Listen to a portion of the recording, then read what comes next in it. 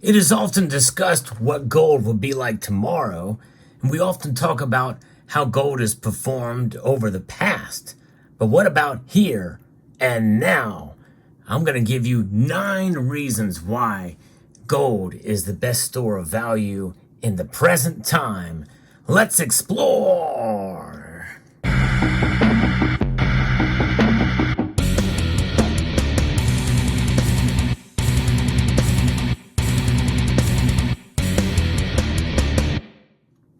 So what's going on right now? We have a lot of geopolitical uncertainty that is starting to bake itself into the markets.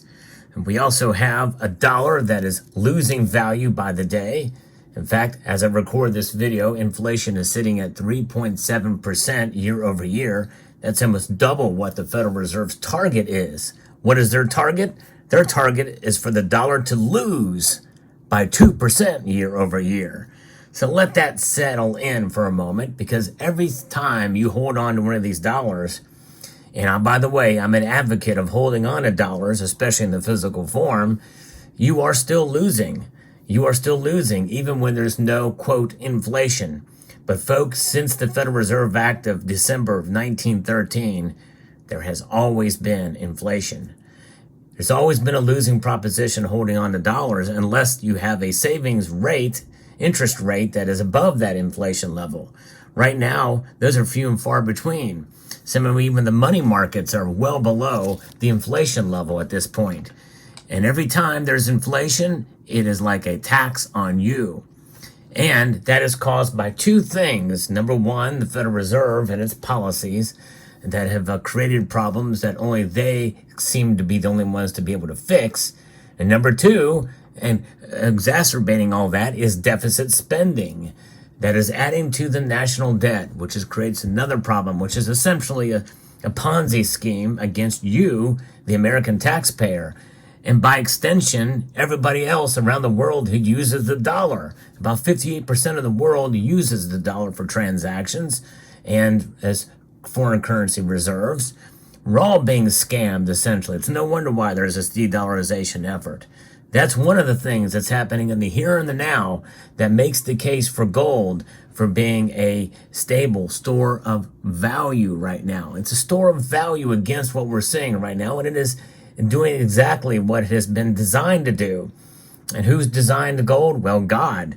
And it's just scarce enough, but just common enough that people want to accumulate it and hold it. And it's treasured. It's treasured not just by a couple of folks collecting a couple of coins here and there, but central banks around the world have been accumulating it in record numbers. And for all that I've been able to see, they're not slowing down.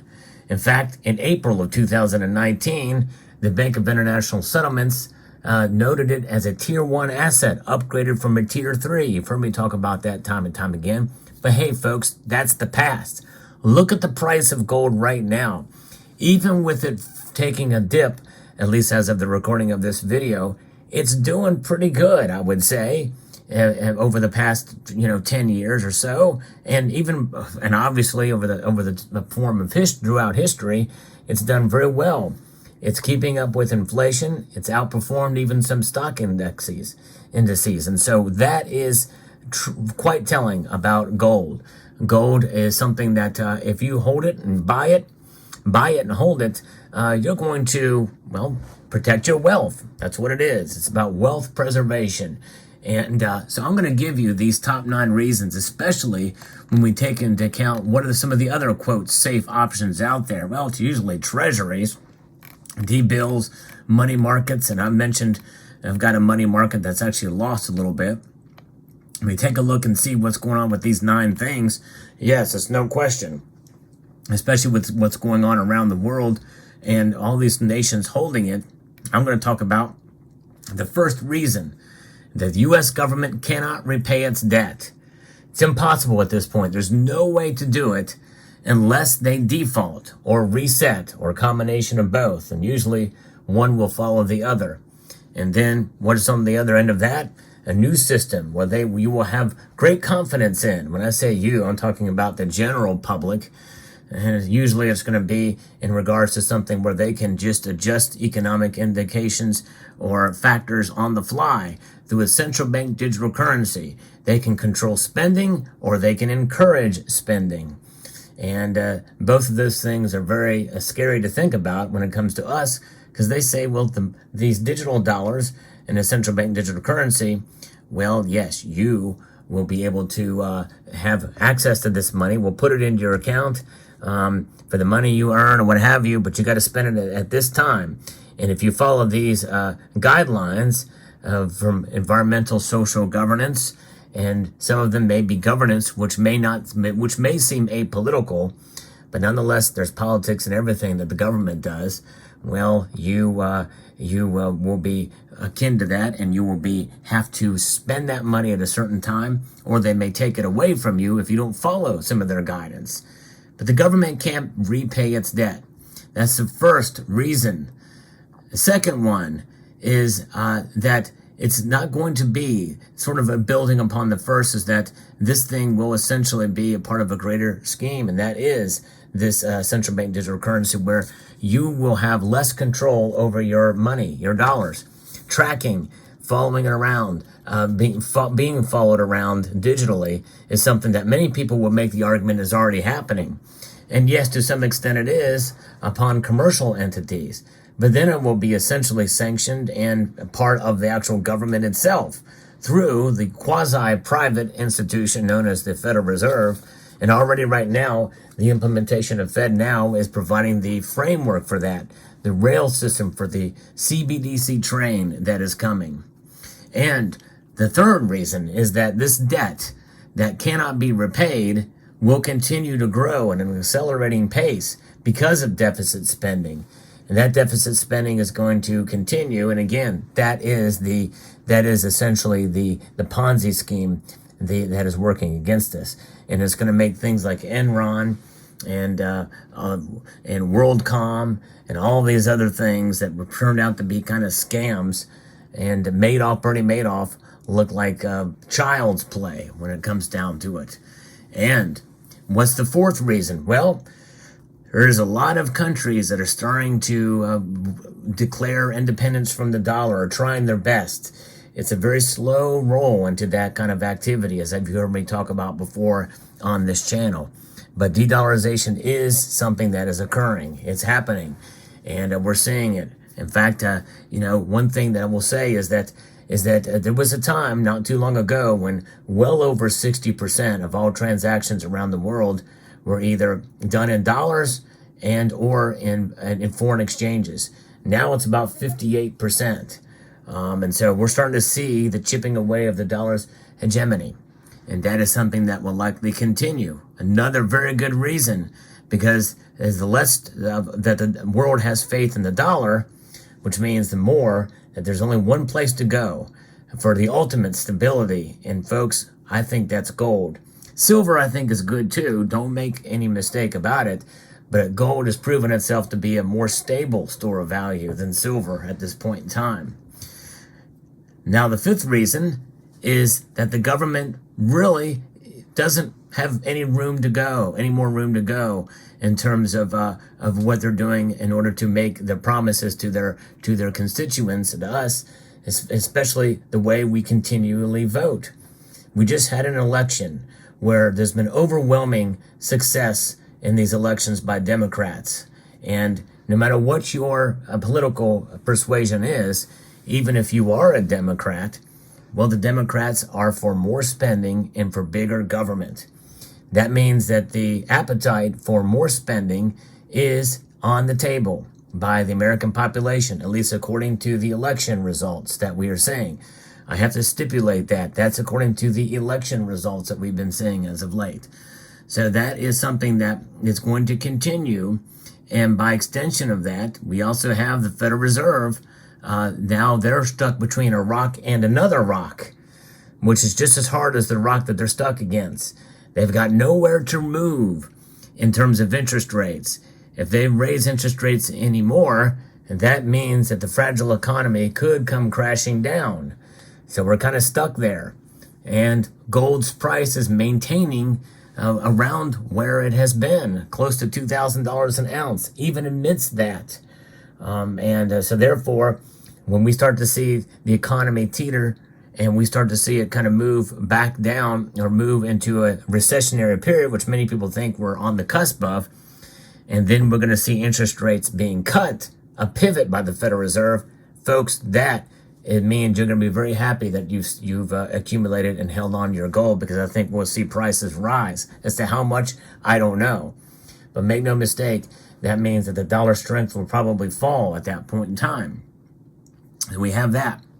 Now, the Federal Reserve is the only big buyer of treasuries that has been stepping up, and that's the sixth reason, which means essentially that is just accelerating the debasement of currency, which is essentially means that it's not even really worth the cotton fiber linen notes that it's printed on. In other words, inflation will continue. We may even see stagflation, and that's coupled with this number 6 reason to be why gold is the best store of value, is the fear and the potential for stagflation. Running into a stagflationary environment means that we have high inflation and low employment. Not a good recipe, that's for sure. Then we have the 7th. The U.S. government will use financial repression to debase the currency in a controlled fashion, though it could be spiral into out-of-control inflation. They're going to have to thread the needle there with massive spending on programs like green energy projects and the like, and also other welfare type of programs and things that they really want to do to continue to get votes. And then, they're going to have that, and that's going to be a very narrow thing, and that's going to use this repression, and that could debase the currency in this controlled fashion. And then as far as the treasuries are concerned, for reason number 8, they would no longer be the go-to store of value asset as people look for alternatives. When they realize that the treasuries just aren't worth what they are, even in the short term, where are people going to go? And by the way, that also goes in an unrelated matter to cryptocurrencies. It's still a very, very, very new thing in the grand scheme of financial instruments. Cryptocurrencies are, and Bitcoin. We've seen it rally, we've seen them fall dramatically, but they've never really been tested in a very recessionary environment, or a severe recession, or even a depressionary environment. They've never been tested in that regard. I think if anything could crash in that kind of environment, it could definitely be the cryptocurrencies, the cryptosphere, as it's called. But gold will never crash, no way, shape, or form. People will look to this to put their wealth in the safest place possible. Cryptocurrencies are not anything safe, for sure. And then the number 9 reason to why gold is the best store of value at this present time is that it is the alternative. Demand for treasuries fall, demand for gold will soar, and because it has been tested throughout history. It has been tested throughout times of trouble, and we do have history as our guide here right now as the reason to store it, and it's proven itself in that regard, with regards to treasuries, other debt instruments, and the like. And this is one thing that we have seen since the closing of the gold window and since gold came back into the marketplace where individuals can buy gold again. It is certainly proven itself in that regard. Think about it. Whenever Franklin Delano Roosevelt tried to repatriate all of the gold out of private hands with his executive order, it was valued at $20.67 an ounce. Then it rose up to $35 an ounce.